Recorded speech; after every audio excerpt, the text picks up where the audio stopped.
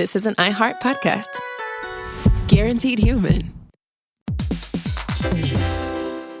Dell PCs with Intel Inside are built for the moments that matter, for the moments you plan and the ones you don't. Built for the busy days that turn into all-night study sessions, the moment you're working from a cafe and realize every outlet's taken. Yeah, the times you're deep in your flow and the absolute last thing you need is an auto update throwing off your momentum. That's why Dell builds tech that adapts to the way you actually work. Built with a long-lasting battery so you're not scrambling for the closest outlet, and built-in intelligence that makes updates around your schedule, not in the middle of it. That's right. They don't build tech just for tech's sake. They build it for you. Find technology built for the way you work at Dell.com/Dell PCs. Built for you. Introducing the all-new Mazda CX-5, featuring more connection. Hey Google, where's the nearest Pilates class? Safety that has your back. More discovery on the scenic routes. More passion in the details. And more control in changing weather. The all-new Mazda CX-5. More to move every side of you. See it in 5 films at MazdaUSA.com/5sides. Google is a trademark of Google LLC. Sequences shortened and simulated. Welcome to Stuff You Should Know from HowStuffWorks.com.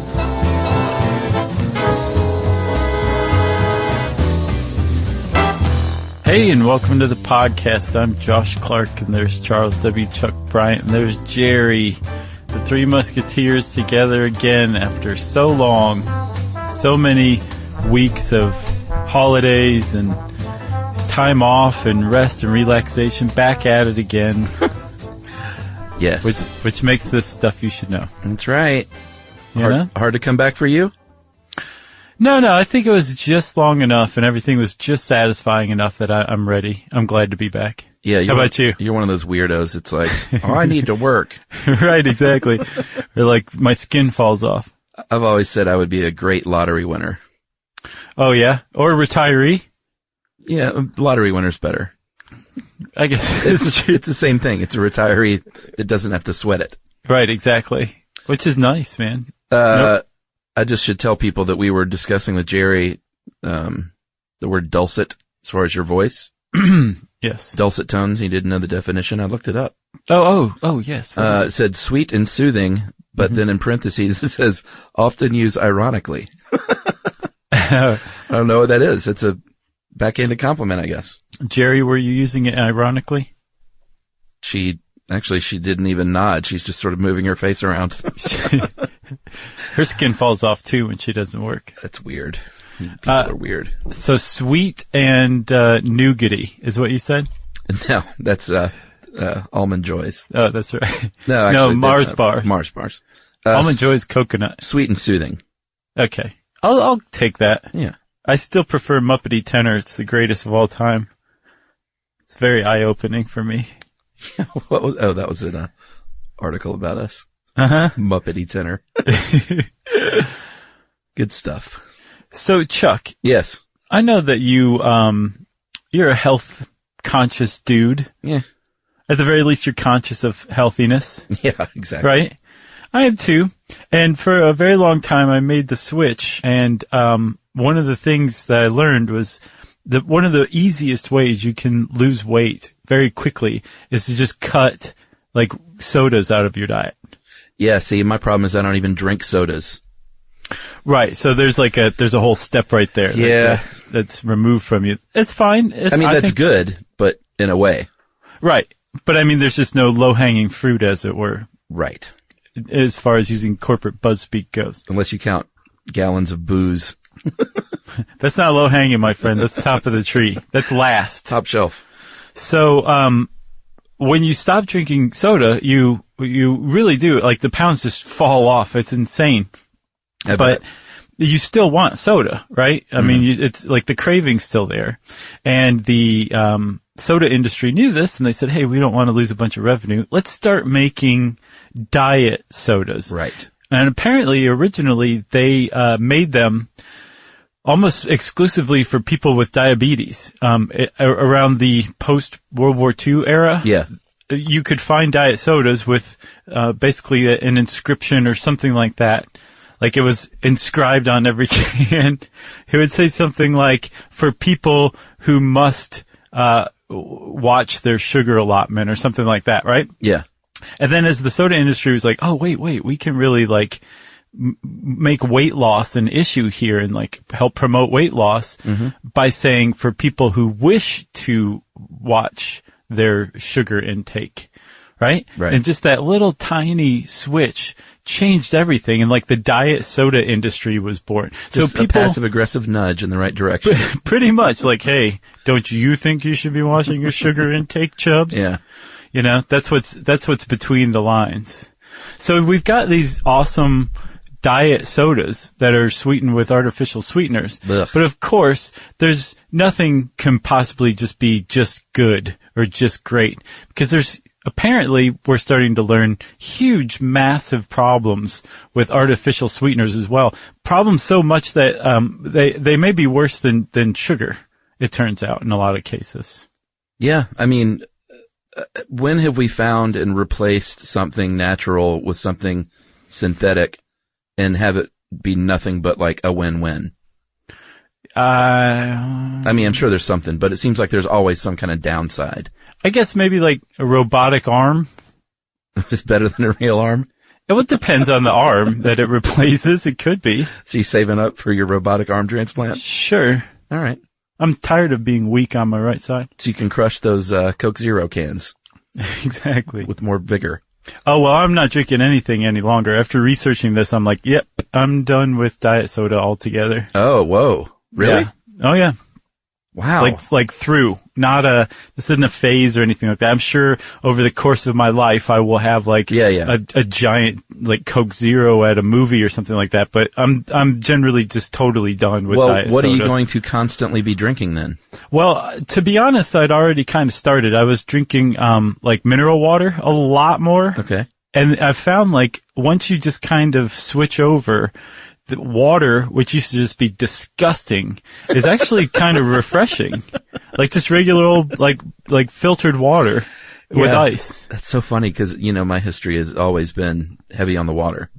Sure, I know. Like you're totally ahead of the game, it turns out. Well, by accident, but I've always loved the water. That's just how your taste has always run? Well, and I was just raised on it. I've said it before, like milk and water. Mm-hmm. We just didn't have a lot of sodas in the house, and it just never really grabbed hold of me in that way, Right. But mixing milk and water. Oh, that's good. Yeah, it is. Well, then you have fat-free milk. Yeah, pretty much.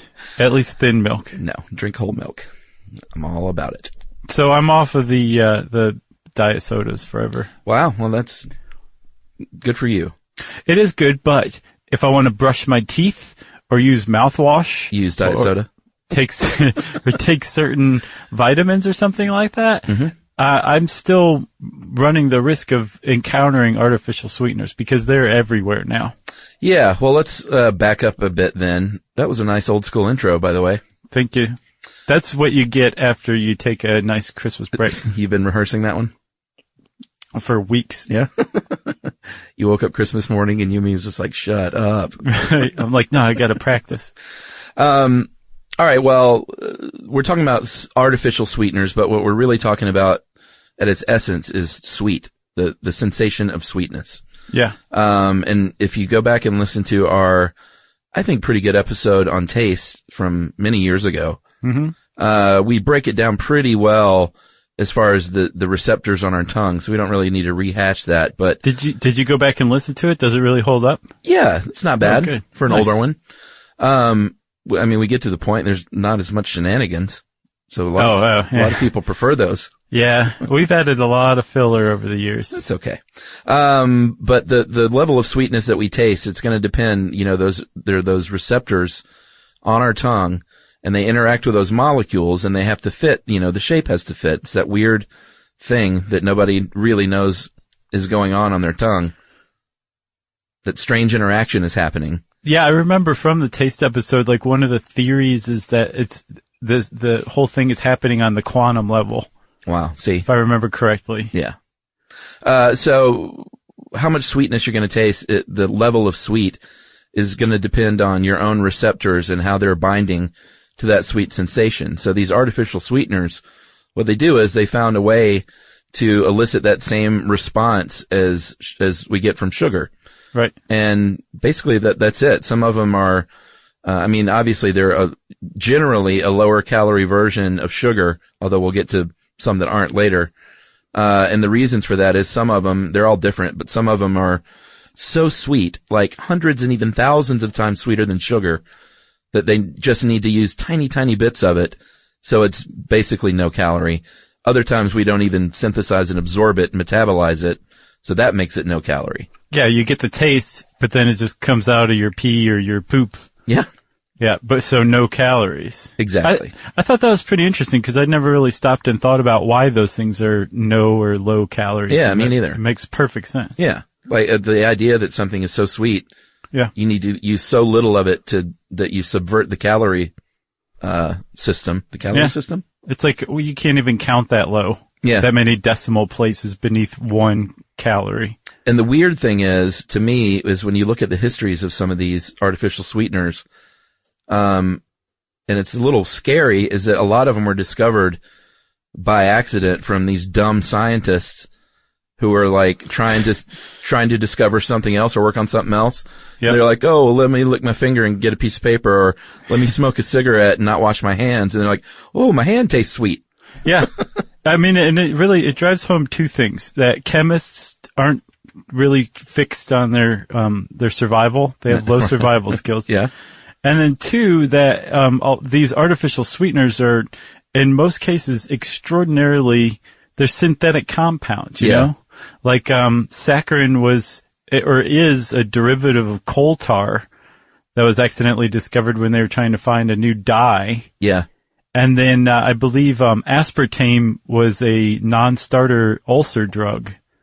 Yeah, and the dude was literally picking up paper and like licked his finger and said, oh, well, isn't that how LSD? That was an accident too. It was. Are no scientists washing their hands anymore? No, apparently not. At least not the chemists. Wow. Yeah. Well, yeah, I guess so. Chemistry. I don't want to throw all of science under the steamroller. No, it's just the chemists who don't care whether they live or die. So anyway, saccharin, which is one of the first, or I guess the first, artificial sweetener way back in 1879. Yeah, way back in 1979. In 1879, that was a scientist who did not wash his hands before dinner and noticed it tasted sweet and said, I think I have a new discovery on my hands. Yeah. Literally on my hands. Yeah. And on my tongue. Uh-huh. And boy, oh boy, is it sweet. Yeah. And it's funny to think of that. Yeah, there's a lot of chemicals and compounds out there that we may have no clue actually taste sweet because we just haven't accidentally run across them yet like that. Because everyone's washing their hands now. Yeah, and plus also, sugar has just such great PR that you tend to think that it has the market cornered on the sweet sensation. But no, it's just one of many things that elicit that. Yeah. Yeah. And the reason, well, there's a lot of artificial sweeteners. We're only going to go over a handful in detail, but the reason there are a couple of reasons. One is just good old fashioned competition, of course. And another is you can't use them all in the same way. Like some hold up under baking, some don't. Some you can just dust in a throat lozenge, and another might be good in a cake batter, you know? Mm-hmm. So it kind of depends on its use as to some are good in ice cream and others aren't. Yeah, but you hit it on the head though too. I mean, like there is a lot of competition. Like aspartame is owned by Monsanto now, and like anytime those guys get in on something, that means it's automatically big business. So there's a lot of money to be made. And one of the reasons why also that it is such big business is because it's very frequently much cheaper to produce this stuff, these artificial sweeteners, than it is to processed sugar, right? So say it takes like 8 cents worth of sugar to sweeten a 2 liter of Coke. It might take 3 cents worth of aspartame to sweeten Coke Zero. Right. And if you're making, millions upon millions of 2 liters of this stuff a year, that adds up pretty quick. Yeah. And in fact, there was actually a British company, I didn't see which one it was, but it was found that their orange drink, which was not being marketed as diet or sugar-free or anything, was basically made up of artificial sweeteners, not sugars. I didn't look it up. Oh. I just ran across it somewhere. It was an orange like soda in Great Britain. Oh, in Great Britain. Okay. Mm-hmm. Call it Shea-Made. Well, the reason I asked is because, my one weakness is like once a month I'll get the old Fanta orange. Yeah, the Nazi drink. Oh, so I'm okay with that. Shaming me. Yeah. Well, so these things are pretty controversial. Since the first ones came around, people started, like with anything that's new and synthetic, there are going to be a certain segment of people who are like, this is great. And another segment, they're like, well, I don't know about this. Let's look and see what's going on in your body and what if it's not so good for you and how do we know? Right. People concerned with health. Yeah, that's an easier way to say it. And public health. Yeah. There's, it does kind of seem to be like, Chuck, we're at this point in history where there is a lot of this stuff out there. I think I saw a 2016 article that said there's like 3,500 products in the U.S. using at least one of the 5 approved artificial sweeteners by the FDA. Wow. So there's tons of products out there and not enough medical literature to really strongly show one way or the other that, yeah, these things actually are pretty safe and like all of these fears are just a general public distrust of science and change and unnaturalness. And we don't also have anything to show the other way too that, no, actually these things are pretty unsafe. Cause it seems like every study that you find has a contradictory study with just completely opposite findings. Yeah, it's pretty frustrating. Yeah, and they're like, they're canceling each other out. It is frustrating. It does seem though that at least based on the reporting that I'm seeing or have seen in research, it seems like a body of, medical literature is mounting that's showing that this stuff is pretty problematic actually. Yeah, I mean, if you just throw science out the window and start perusing the internet, which everyone should do, right? Mm-hmm. At least once a day. If you go on websites though and internet forums and look around, people will blame, I mean, just about any disease you can think of on aspartame is a big one that's getting a lot of the heat, but all kinds of artificial sweeteners, MS, brain tumors, dizziness, Alzheimer's, like all kinds of problems. People are saying, well, this didn't start happening until I started eating or drinking this, which contained this. Right. Yeah. It's anecdotal. Extremely anecdotal. And like you said, when you look at the real studies, and we're going to get to some of these, and of course some are mounted by the very company selling them. And I had a thing on Facebook last week about these company-backed studies and whether or not we should even listen to them. And most people chimed in that were in the biz and said, you know what? It doesn't mean it's junk science. A lot of these studies wouldn't even be done if it wasn't for these companies funding them. But I still raise an eyebrow anytime I see nope, Coca-Cola debunks study that says it's bad for you. Right. With their own study, Right. Like how can you, I'm not even a big cynic, and you just have to sort of wonder if that's complete BS or not. Yeah. Well, the FDA for its part, if you go to their website, on their Q&A, as far as them defending the things that they've approved, they I'll just read it. It says, all consumer complaints related to the sweetener have been investigated as thoroughly as possible by federal authorities for more than 5 years, in part under FDA's ARMS system, Adverse Reaction Monitoring System. In addition, scientific, and that's where people can submit their own beefs, basically, right? Yeah. And say hey, I'm dizzy, I just drank a tab. Yeah, exactly. In addition, scientific studies conducted during aspartame's pre-approval phase failed to show that it causes any adverse reactions in adults or children. Individuals who have concerns about possible adverse reactions to aspartame or other substances should contact their physician. Basically, hey, if you're not feeling good, maybe it's on you. Yeah, why don't you stop being so metabolically weird? Go to your doctor. Yeah. And since you brought up the FDA, there's a lot of concerns about how much oversight they're bringing to the table. Yeah. And there was this Washington Post article I found. It yeah, sounds I read like that too, man. like not much at all. there's this separate track. It's basically like an expedited track that a company who's looking for FDA approval for their food item can submit. Yeah. And so ideally there's this FDA review process where the FDA says, let us see your studies. We're going to do some research. We might do some testing ourselves. It's going to take forever. You're going to lose a bunch of money while you're sitting there waiting to go to market, but we will know pretty conclusively that it's safe for humans to use. Yeah. Although even that's not necessarily true, but that's like the ideal situation that will get maybe close to, yes, this is safe for humans. Well, they've basically done away with that and created this fast track program where you can submit for generally regarded as safe status. Yeah, that was 1997 is when everything there was a big sea change there. Yeah, and they did it because business was like, guys, you're taking so long. This is so slow. This process is killing us. It's costing us so much cash. We want to go to market faster. Well, and the FDA was like, we don't have enough people. Right. What do we do? So instead of hiring more people, they just made it easier for the companies to get this stuff passed. And the way that they did that was the FDA said, how about this? You guys go study the medical literature, write a review of what you find, and we'll read your review. Yeah. And then we'll give you approval. So you don't need to submit your data anymore. Just give us your findings in a summary, and that should speed things up. And it did in a big way.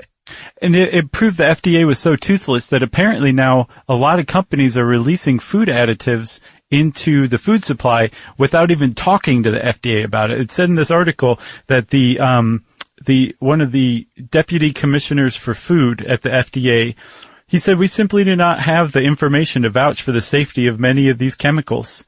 The FDA is just like, oh well, there's a new food additive out there. I hope it goes well for everybody. Yeah, and I don't know if in the FDA's defense but what they said initially was the reason we did this is we thought that people were doing this anyway and just introducing new chemicals without submitting for approval at all. Right. He said, so maybe if we streamline this process, they'll at least do that. And that just hasn't worked out how they hoped, basically. Nope. It's like Citizens United ruling. Oh yeah. You know? All right, well, let's take a break. I need to go. I'm angry now. Sorry. I need to go smash. We'll be back right after this.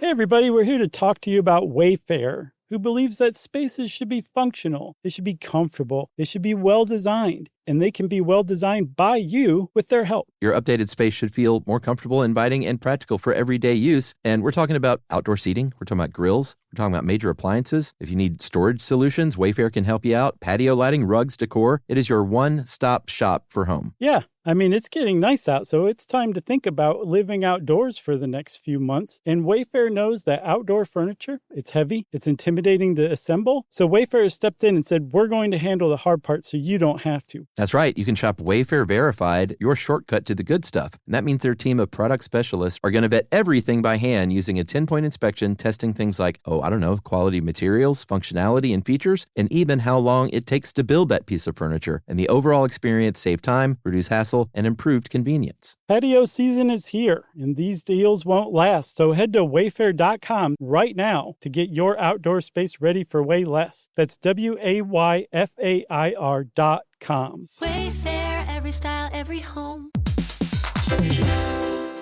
Hey everybody, I want to talk to you a little bit about Tide Evo because it represents over 10 years of innovation and product development. Tide Evo is a first-of-its-kind technology where tens of thousands of minuscule fibers are spun together to form a 6 times powerful layer packed with scrubbers, brighteners, pre-treaters, and fresheners. And that's going to deliver a breakthrough clean that's so powerful it feels like magic. Yeah, it is kind of like magic. Tide Evo's revolutionary. A 100% concentrated, waterless laundry tile that's made of compressed microfiber soap layers rather than liquid or powder. And it's not like pods or sheets because it uses 6 layers of detergent fibers to deliver superior cold water cleaning without plastic packaging of any kind. And it provides a mess-free, lightweight solution that dissolves lickety-split. So whenever you run into a laundry challenge, turn to Tide Evo. It's revolutionary, it's magic. Try new Tide Evo. Real laundry magic.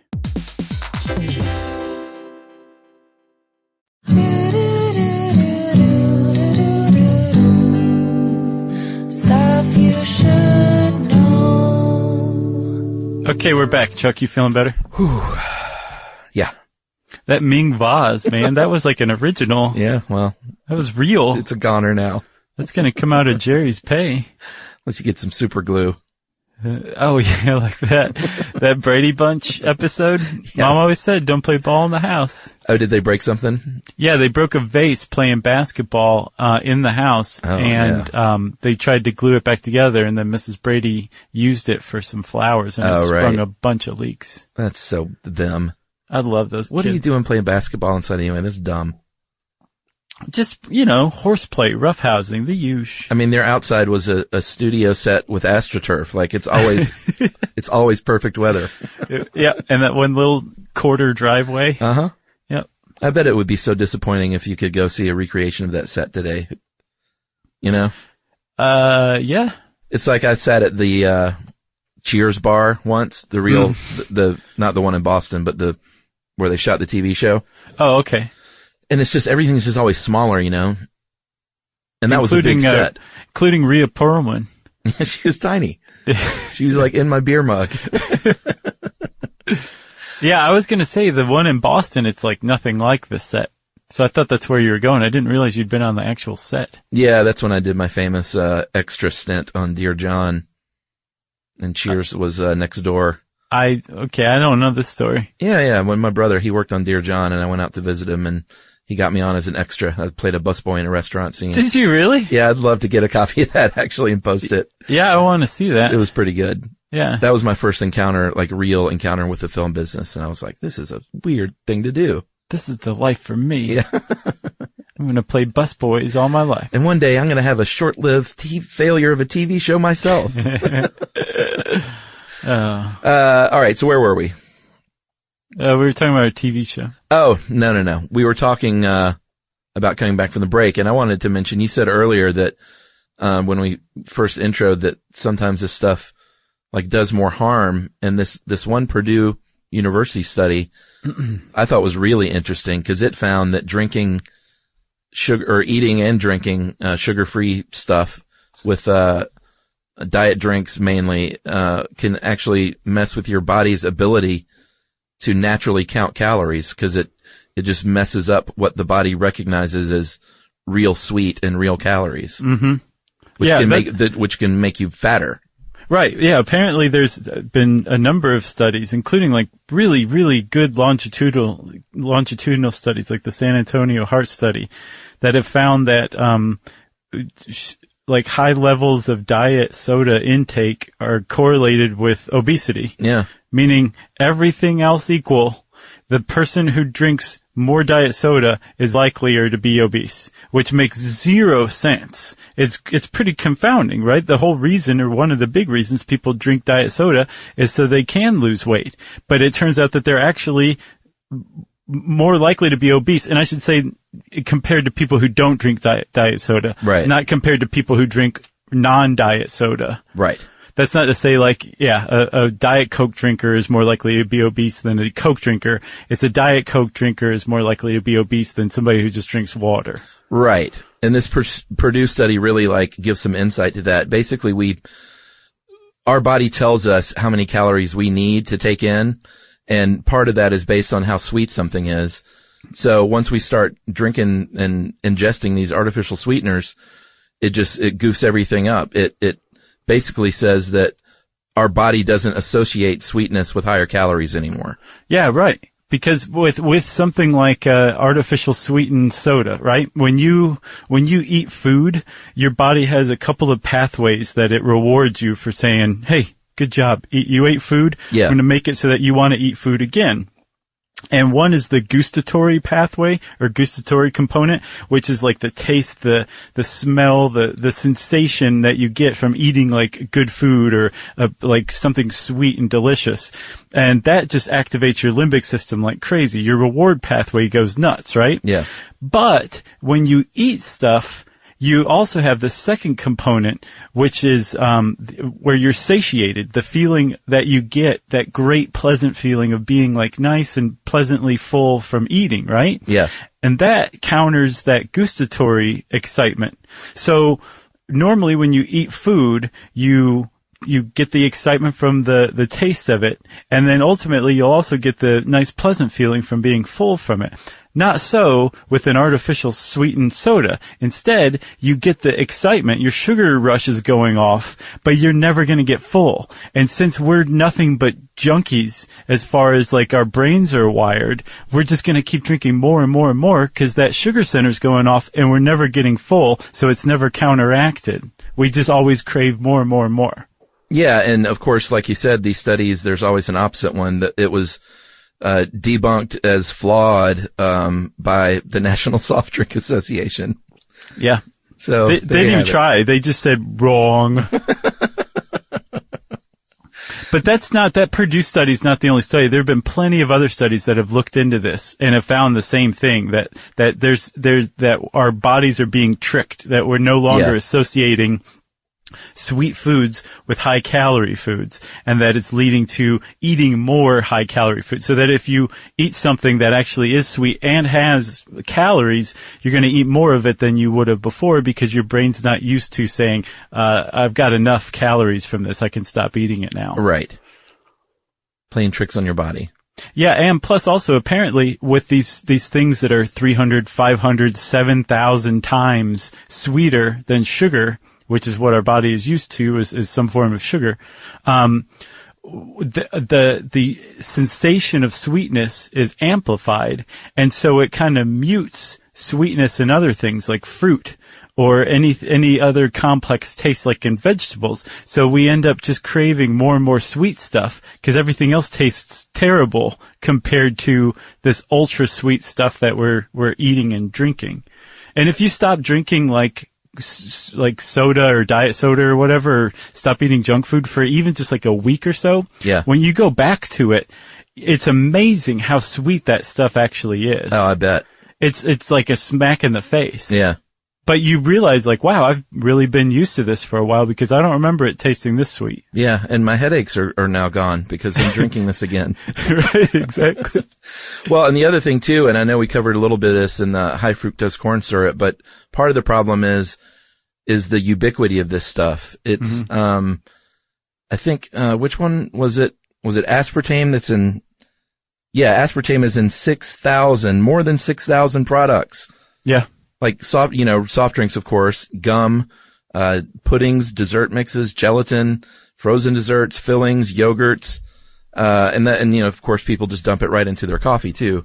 Sure. In its purest form. But, unless you're really a stickler about looking at food labels, you're getting way, way more than the maximum recommended levels that you should be ingesting of this stuff, because it might be, like I said, I got a sore throat, so I took the cough drop, and now I'm chewing gum. Now I'm using toothpaste, and it's all over the place. Right, exactly. And that's another part of the problem, where even if the FDA is doing its job and does all this research and looks at the medical literature, they may say, okay, this stuff is safe at this level. This is the maximum recommended amount that a person should have and still be within the safe zone per day. Yeah. So don't put more than this in your soda. Okay?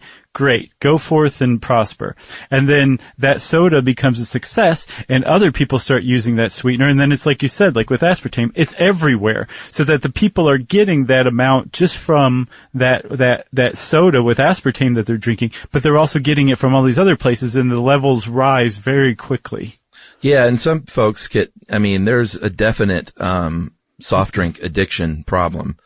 Even with the diet sodas, I've known people who literally drank like a couple of 2 liters a day of this stuff. Sure, yeah. Like just constantly drinking soda all day long from the moment they get up till the moment they go to bed. Right. Yeah, but it's diet, so it's no big deal.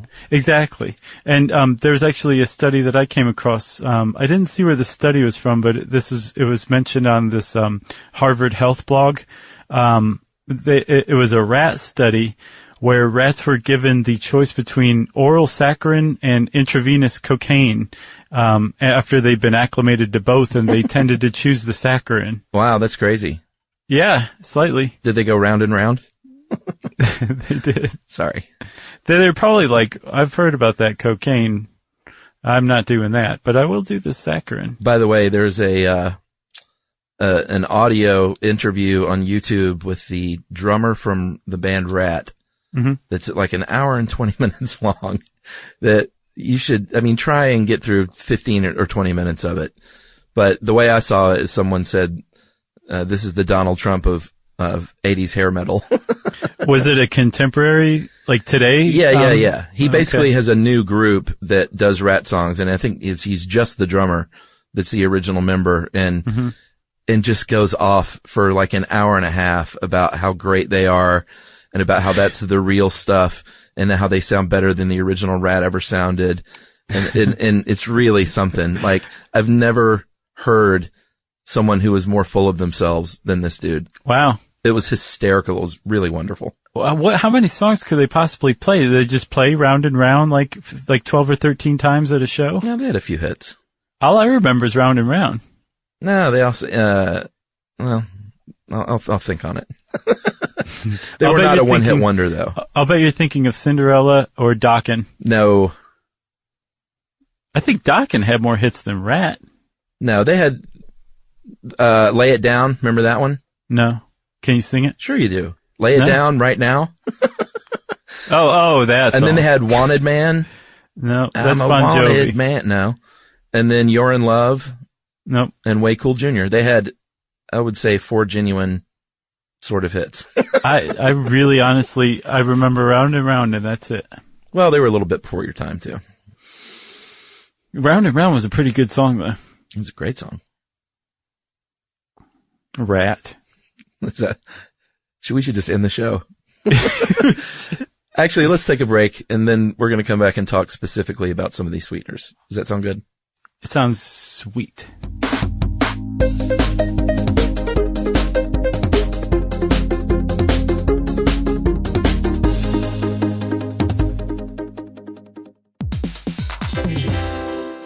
Hey everybody, I want to talk to you a little bit about Tide Evo because it represents over 10 years of innovation and product development. Tide Evo is a first-of-its-kind technology where tens of thousands of minuscule fibers are spun together to form a 6 times powerful layer packed with scrubbers, brighteners, pre-treaters, and fresheners. And that's going to deliver a breakthrough clean that's so powerful it feels like magic. Yeah, it is kind of like magic. Tide Evo is revolutionary. A 100% concentrated, waterless laundry tile that's made of compressed microfiber soap layers rather than liquid or powder. And it's not like pods or sheets because it uses 6 layers of detergent fibers to deliver superior cold water cleaning without plastic packaging of any kind. And it provides a mess-free, lightweight solution that dissolves lickety-split. So whenever you run into a laundry challenge, turn to Tide Evo. It's revolutionary. It's magic. Try new Tide Evo. Real laundry magic.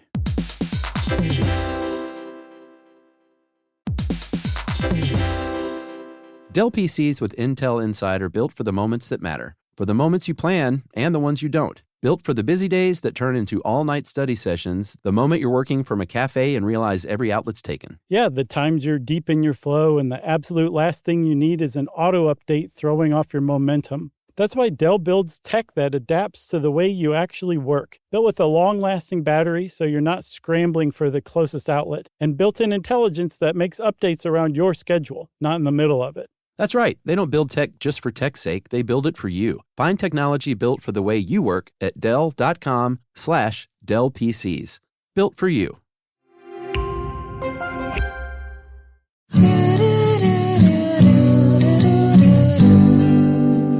Stuff you should know. I can't believe you don't remember You're in Love. Well, you're not singing it, so how could I possibly remember it? And Lay It Down. Those were 2 big hits.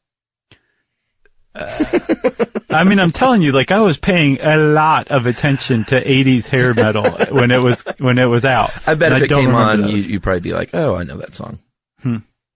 All right. Remember Stryper, the Christian hair metal band? I saw Stryper in concert, my friend. Did you? At the Fabulous Fox Theater in Atlanta. Did you really? I did. Awesome. Was it wasn't.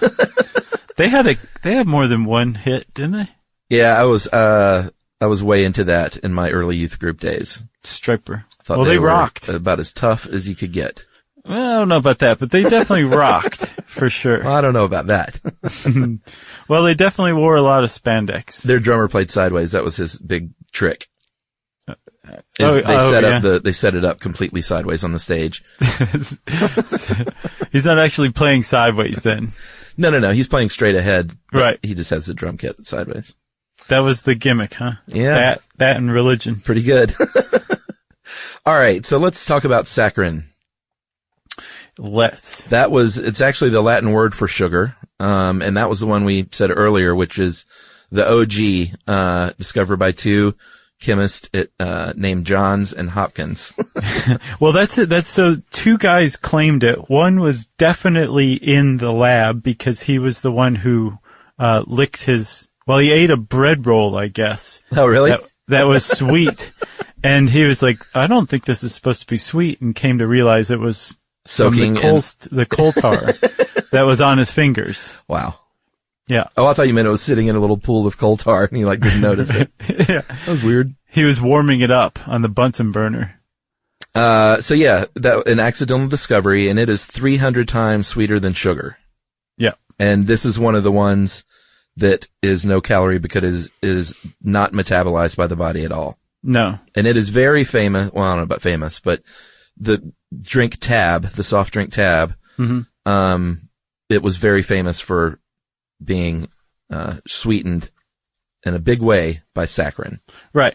Which means that from I think 1977 till 1997 maybe, there was a warning label on Tab that said, quote, "Use of this product may be hazardous to your health. This product contains saccharin, which has been determined to cause cancer in laboratory animals." Yeah. You remember that warning label on there? Oh, yeah. And you can also still find, I mean, it's not like it went away. That is what Sweet and Low is. Mm-hmm. And if you drink fountain Diet Coke or Pepsi, Pepsi, you're going to have saccharin in there. Yep. And Emily was big on the fountain Diet Cokes. She was like, it's just not the same from a can. And I called her the other day. I was like, it's because of saccharin. She went, what? She's off those now too, though. Yeah, that'll do it. But what's weird, so I read this really great post on Today I Found Out, which is an excellent website, by the way. Yeah, it's a good one. And they wrote about the discovery in saccharin and then the health controversies of saccharin. And the case they make is that it's basically the victim of bad science reporting and public fear, basically. And that if you're a rodent, yes, you should not be drinking Tab. Right.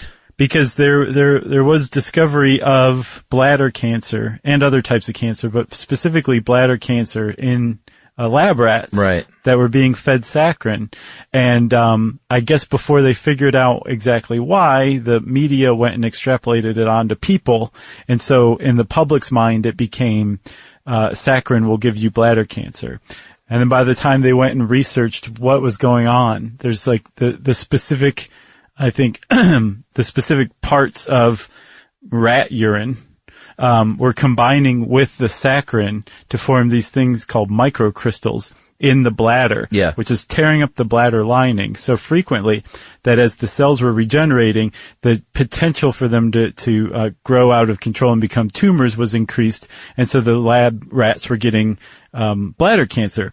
The thing is the lab rat's urine is not the same as humans' urine. No. And so we just don't get bladder cancer from Tab, apparently, or from saccharin. Well, yeah, and one of the things, I mean, I never really knew this, how they exactly tested. I figured because it was a rat, they would just give them a few drops or something, because they're tiny. Mm-hmm. But they apparently dose these lab mice and rats with lots of these additives, large doses. And apparently that's to compensate for the fact that they don't use a lot of mice and rats. Yeah. Which I don't follow the logic there. There isn't any. Oh, okay. And then they follow it up with, wow, that seems to have really gotten on top of you. How about some intravenous cocaine to perk you up? Well, they also said the large doses compensate for possibilities that rodents may be less sensitive to it. Yeah, but I've also read elsewhere that the stuff that the tests they're conducting, at least on humans too, are not real world tests. It's like, oh, you just drank a 12-ounce Diet Coke, and now we're going to base all of our medical recommendations on the impact it has on your body. Right. They're not taking into account, like you said, the guy who drinks 2 liters or 2 12-packs of Diet Coke a day. For 20, 30 years. Right, exactly. Yeah. And this stuff is generally just too new for us to have any, studies on long-term effects of them. So we really just don't know. Yeah. I mean, I don't want to foster, paranoia. Fear, or paranoia, or even just, fear, paranoia. But the jury's still out as far as I'm concerned. Agreed. For its part, though, saccharin was removed from the NIH's list of carcinogens, and they did remove that warning label in the late 90s, like you said. Yeah, and I should say I'm not specifically talking about saccharin. I'm talking about artificial sweeteners in general. Yeah, totally. The jury's still out. But on to aspartame. That's one of the big targets these days. Equal, NutraSweet, and NutraTaste are the brand names that it's sold under. And this is it's a derivative of a couple of amino acids, aspartic acid and phenylalanine. Yeah. Phenylalanine. That's right. Yeah. And this has been around since 1965. And this was a chemist named Jim Schlatter, a part of a company which is now Pfizer. And he was the one that was licking his finger to pick up paper and studying an anti-ulcer drugs and went, hey, that tastes 180 to 200 times sweeter than sugar to me. Right. And so that's what it's used for. Oh, yeah. Well, I don't think they treat ulcers with it anymore. No, but the weird thing about aspartame is more in how it's broken down in the body, I think. Yeah, because it is metabolized. Yeah, and this just blew my mind. I had no idea that something like that could break down into methanol in your body. Yeah, wood alcohol. Weird. I mean, that's one of three things: aspartic acid, and then phenylalanine. Man. And methanol is what it breaks down into. That's just crazy. Right. And so if you do not have this disorder called PKU or phenylketonuria, it's the wood alcohol you have to pay attention to. But if you have PKU, then you've got a big problem with the phenylalanine because you're missing an enzyme that breaks that down. And it can build up in your brain and create brain damage in you. So people who have PKU or phenylketonuria can't have aspartame at all because of that. But for people who do not have PKU, you still have to worry about the methanol, though. That wood alcohol, if I remember correctly, isn't that the stuff that the U.S. government used to poison the illicit alcohol supply with, and a bunch of people went blind and died back in Prohibition? Don't remember, but that sounds right. I think it was wood alcohol, and it's just so toxic. And normally, when we consume something that has wood alcohol in it, it's in the presence of ethanol. And it's absorbed differently. The ethanol kind of like neutralizes it a little bit. But in aspartame, it's breaking down into methanol without the presence of ethanol, and so we're absorbing this toxic component just straight up. Yeah, 10% of aspartame is absorbed as methanol, and the EPA says there's a recommended limit of 7.8 milligrams per day of methanol, and drinking 1 liter of an aspartame sweetened beverage contains 56 milligrams of methanol. Is that saying 56 milligrams of absorbed methanol or 56 milligrams of aspartame? I don't know. I think that means methanol. That's how I took it. Yeah, so eight times the recommended amount in 1 liter of an aspartame sweetened beverage. That's not good. Well, and like you were saying, how the ethanol counterbalances it, it's the same as the amino acids. They're naturally part of our diet, but usually when we consume it, it's counterbalanced by other amino acids. And in the case of aspartame, it doesn't have those, so it's just consuming it on its own. Right. So you're getting it in very high doses, basically. Yeah. And there's been at least one study that has linked different types of cancers in female rats to aspartame consumption. Right. But again, no official studies show any official problems. Well, none that the FDA is pointing to. Right. They're like, that was Europe. They're overprotective. Yeah, but this is one of the ones too that ARMS program where you can call in and report things. I think it accounts for 75% of all complaints there. Like, I'm dizzy, I got headaches, I got seizures, I got fatigue. It's killing me. It's killing me, Doc. You gotta do something. What's next? Sucralose? Sucralose, like Splenda. Right. So sucralose is, Splenda's marketed, or it was marketed with the kind of slogan, made from sugar so it tastes like sugar, right? And apparently they got sued by the sugar industry. Yeah. Because, I guess people thought that Splenda was natural. I think there was some sort of poll that found like 57% of people thought that Splenda was a natural artificial sweetener. And it's not. It's actually, you take a sugar molecule and then you take out 3 of the hydroxyl groups, hydrogen and oxygen groups, and you replace those with chlorine. This is always a good move. Yeah, that's no longer sugar. Nope, that's not sugar anymore. It's not natural either. So what you have is sucralose, and sucralose is 600 times sweeter than sugar, and it's not metabolized by the body. Right. So it's calorie free.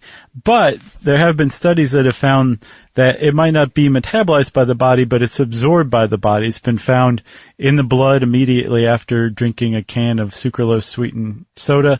And it's also been found in breast milk too from mothers who have drank sucralose sweetened drinks. Yeah, and sucralose is one of those you're going to find because it holds up to heat. So you're going to find it in a lot of baked goods or, like processed baked goods, or in I was about to call them kits. What are they called?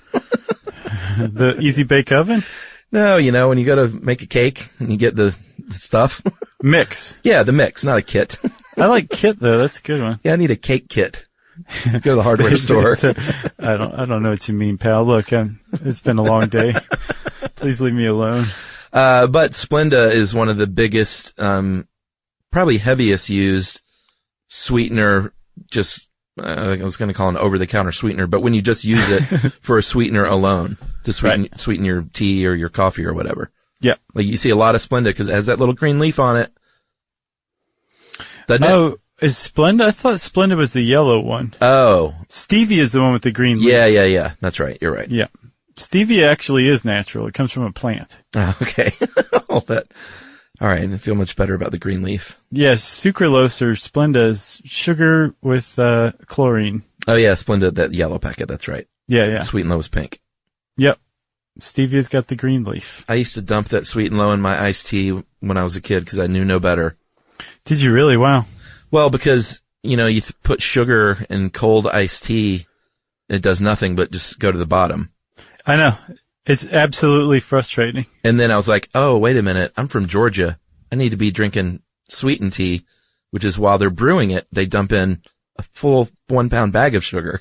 So much. Like they say down here that the straw is supposed to stand straight up in the tea, and that's how you know when you have enough sugar in your sweet tea. Yeah, I don't drink sweet tea much anymore, but boy, I love it. Yeah, I do too. It's really good. Mm-hmm. So sucralose, for its worth isn't as controversial in the public sphere as aspartame is. But there was a report at the FDA in 1998 that said it's approved, but it did cause minor genetic damage in mouse cells, but it was minor and weakly mutagenetic. Yeah. On the may cause light cancer. And like you said, weren't they sued by the sugar industry? Didn't you say that? Yeah. I don't know what the outcome was. I don't know. I haven't heard that slogan in a while, so I'll bet the sugar industry won. Yeah. Now it's just Splenda. You know the deal. Yeah. You know, we used to say, just think hard. Google it. And then finally we have sugar alcohols, which I wasn't super familiar with, actually. I am, because I, up until this week, chewed a lot of sugar-free gum. Oh. And, a lot of it is sweetened with sugar alcohols, which is, it's where you take a sugar and you add a hydrogen atom to it, right? Gotcha. So there's stuff like, sorbitol, xylitol, erythritol. Yeah. I even practiced that one. Erythritol? Yes, thank you. Had a little trouble with it, but, they don't have calories because they're not typically absorbed by the body. Although some actually do have just about as many calories as sugar. Yeah. So you do have to kind of watch it. But sugar alcohols typically are used less for weight loss and more for, sugar or blood sugar control, like among people with diabetes. Oh, okay. Because so it might have the calories, but it doesn't have the glycemic load that sugar does. And even some artificial sweeteners do, but they taste really, really good. They're about as close to sugar as you can possibly get, and still have fewer calories or whatever. The problem with them is that they can, they're like, butterfish, escarole. Yeah. They cause the anal leakage. Yeah. I'm going to bring that up every chance I get, you know. I think we have our first great band name of 2017 too. Not anal leakage, but glycemic load. Anal leakage, no one wants to hear that. No. It's like Diarrhea Planet. Oh yeah. Didn't they tweet back at us? Poop knife? Is that what it was? You were telling Diarrhea Planet to change their name to Poop Knife? And they tweeted never. Never. Who are you? Yeah. So that laxative effect, if you have a daily dose of 50 grams or 20 grams, 50 grams of the sorbitol or 20 grams of the mannitol, it has to be labeled that it has a laxative effect. Yeah, but the Center for Science in the Public Interest says, no, only 10 grams of sorbitol can make you poop your pants. So maybe you guys should lower it for that warning. And the FDA said, look, man, we're taking a nap. Yeah. Go away. They're like, what? Can we just have people on the verge of pooping their pants, but not quite? Right. Oh dear. Yeah. I saw an alternative to all this, you know. Oh, what? Real sugar? That is one alternative. And the thing is, the upshot of all this is, well, maybe sugar is not so bad. Refined sugar is pretty bad for you. Yeah. And so is like high fructose corn syrup. But there are plenty of like natural forms of sugar too, like unrefined raw demerara sugar or honey. There's a lot of places you can get sweetness, right, that aren't necessarily agave bad for you. Sure. Yeah. Right. But then if you're super hip with the science too, you might be in favor of what are called sweet tasting proteins. And these are actually pretty cutting edge from what I've seen. There's 7 that have been identified so far. All of them come from plants that grow in the rainforest. And they are proteins. They're not carbohydrates. They're actual proteins. Like sweet chicken?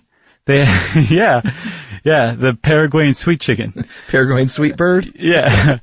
So they're not gonna raise your glycemic index, like your blood sugar. They're not going to lead to weight gain. They're just proteins. And apparently some of them are quite sweet, and they're looking into using those as an alternative to the artificial sweeteners, which are the alternative to sugar. So they can decimate the rainforest in yet another way. Well, hopefully this will help them protect the rainforest. They'll be like, no, this is where our sweet comes from. Gotcha. Stop cutting it down. Okay. Keep your fingers crossed. They're crossed. Okay, that's all I got. That's all I got. So that's artificial sweeteners, everybody. If you want to know more about those, you can type those words in the search bar at howstuffworks.com, and the Noid will appear. And since I said Noid, it's time for listener mail. I'm going to call this Warmed My Heart Over the Holidays. Scotch. Hi, yeah, that too. Hi, Josh and Chuck. I'm Grace, and I'm 17 years old. I'm the oldest of 3 sisters, Lily, 15, Rose, 10. Great names. Yep. We started listening to your podcast in 2009. when our parents split up and we moved a state away from our dad. As a tradition now, we always listen to a podcast of yours to this very day when we are traveling between the two states with our dad. Nice. It's been such a fun way to pass the time during road trips. Your podcasts have been the source of so many interesting conversations and such a wonderful way to bring our family together over the years.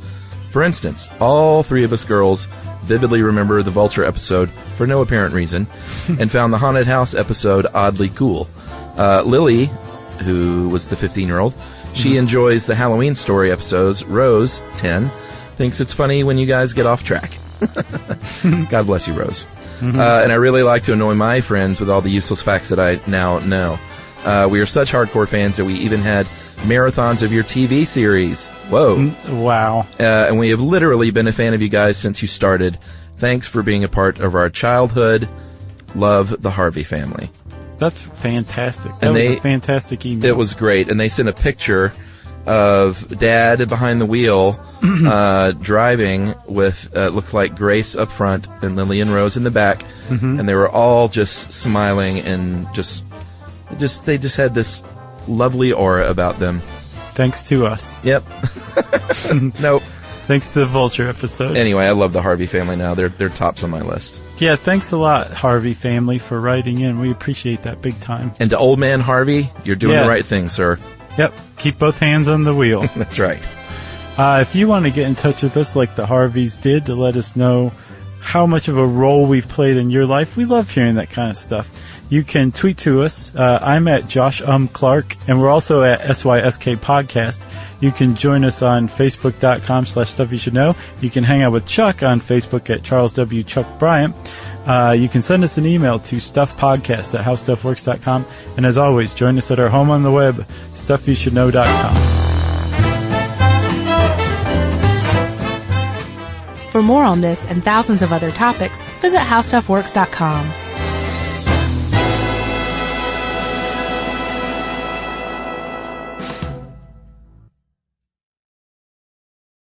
Imagine never buying gas again. Well, you can with an electric vehicle. EVs are easy to charge as your phone and perfect for everyday life. You can drive daily with confidence everywhere you go. Most Americans drive just 40 miles a day, and most EVs are equipped with 200 to 400 miles of range. Plus, they've got fewer parts, they require fewer repairs, and they produce fewer headaches. And with all those pluses, it's no surprise that we're seeing more and more EVs on the road, which makes the planet happier and happier. The way forward is electric. You can learn more about EVs at electricforall.org. If audiobooks are your thing and you've been meaning to listen to more of them, you should check out a podcast called Earsay, the Audible and iHeart Audio Club, hosted by Cal Penn. Each episode spotlights standout audiobooks on Audible across all kinds of genres: sci-fi, comedy, romance, thrillers, and more, with Cal talking to guests who help break down what makes each story worth listening to. It's a fun, easy way to discover your next great audiobook. Check out Earsay on the iHeartRadio app, Apple Podcasts, or wherever you get your podcasts. This is an iHeart podcast. Guaranteed Human.